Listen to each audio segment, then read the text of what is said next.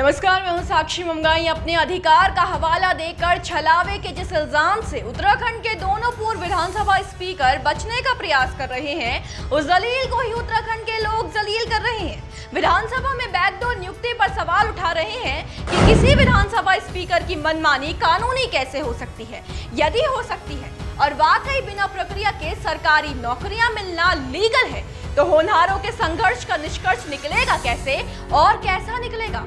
पूछा यह भी जा रहा है कि राहुल गांधी की पोस्ट के बाद भाजपा हरकत में आई, वो तो ठीक, लेकिन सरकार सिर्फ तर्क देगी या फिर विवादित नियुक्तियों को रद्द भी करेगी। साथ ही वित्त मंत्री प्रेमचंद अग्रवाल, उनको लेकर पार्टी क्या सोच रही है। हलकों में तैर रहे इन्हीं सवालों का जवाब प्रदेश रिपोर्ट में समझे और ये भी जाने कि सीएम धामी के जांच के आग्रह के बाद वर्तमान स्पीकर की लय मसले पर कब तक मालूम चल जाएगी।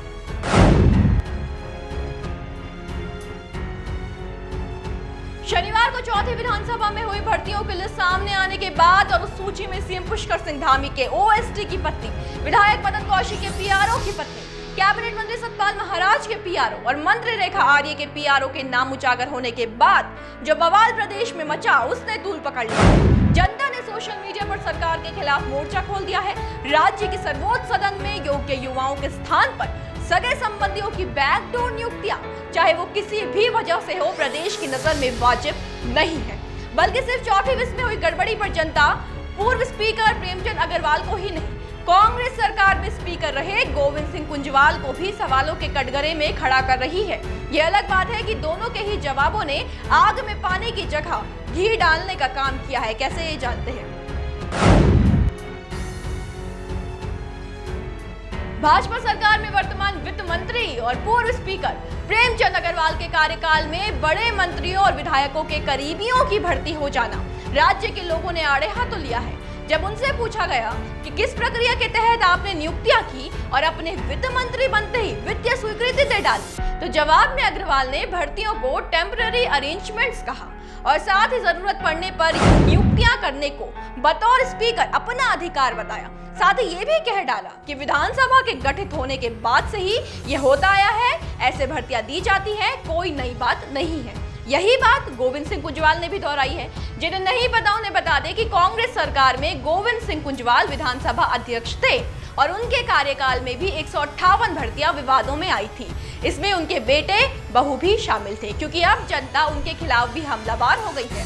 तो अपना बचाव करते उन्होंने दलील दी है कि संविधान में अनुच्छेद 187 के तहत राज्य विधानसभा अध्यक्ष को ये अधिकार प्राप्त है कि वो जरूरत के अनुसार विधानसभा में तदर्थ नियुक्तियां कर सकता है। कहा कि अपने कार्यकाल में बेटे और बहू को विधानसभा में उनकी योग्यता के अनुसार नौकरी पर लगाया। हाई कोर्ट और सुप्रीम कोर्ट नियुक्तियों को पहले ही सही कह चुकी है। आपको बताएं कि प्रेमचंद अग्रवाल की ओर से की गई नियुक्तियों को भी कुंजवाल गलत नहीं मानते, पर जनता के विचार अलग है।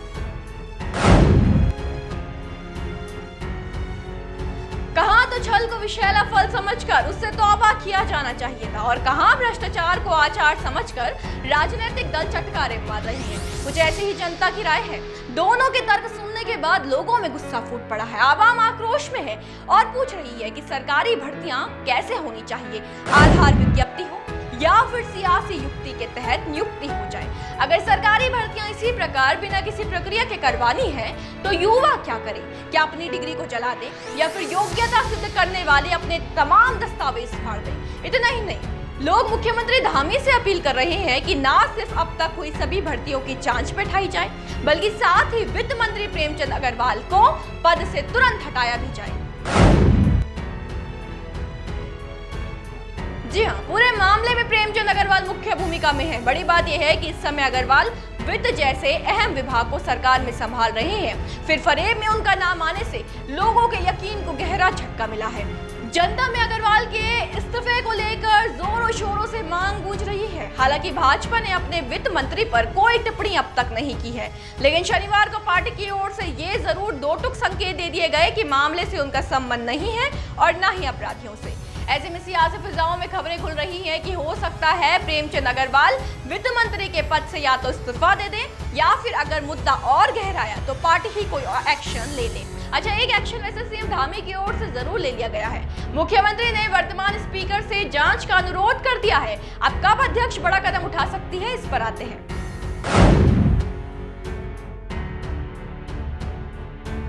पहले तो ये जान लीजिए कि पूरे मामले पर कांग्रेस के पूर्व राष्ट्रीय अध्यक्ष राहुल गांधी ने भी फेसबुक पोस्ट किया और विधानसभा की भर्तियों पर सवाल उठाते हुए ये तक कह डाला कि नाकाम सरकार पद पर बने रहने का अधिकार खो चुकी है। इसके बाद भाजपा में हलचल बढ़ी और सीएम धामी ने भी विधानसभा अध्यक्ष रितु खंडूड़ी भूषण से जांच का अनुरोध करते हुए कहा कि चाहे वो किसी भी कालखंड की भर्तियां हो, सभी की जांच का आग्रह वो स्पीकर से करेंगे। आपको जानकारी दे दें कि जांच के आदेश के अधिकार वर्तमान अध्यक्ष को ही है और क्योंकि फिलहाल विधानसभा अध्यक्ष रितु खंडूड़ी भूषण राष्ट्रमंडल संसदीय संघ के सम्मेलन में शामिल होने कनाडा गई हैं, तो इस सप्ताह उनके देहरादून आने के बाद उनका रुख मामले में साफ हो पाएगा। हालांकि उनकी प्रतिक्रिया पर तो हमारी नजर है ही, लेकिन प्रकरण से जुड़ी बाकी छोटी बड़ी अपडेट भी आप तक हम पहुंचाएंगे। बस बने रहे देवभूमि इंसाइडर के साथ। आज ही डाउनलोड करें देवभूमि इंसाइडर ऐप।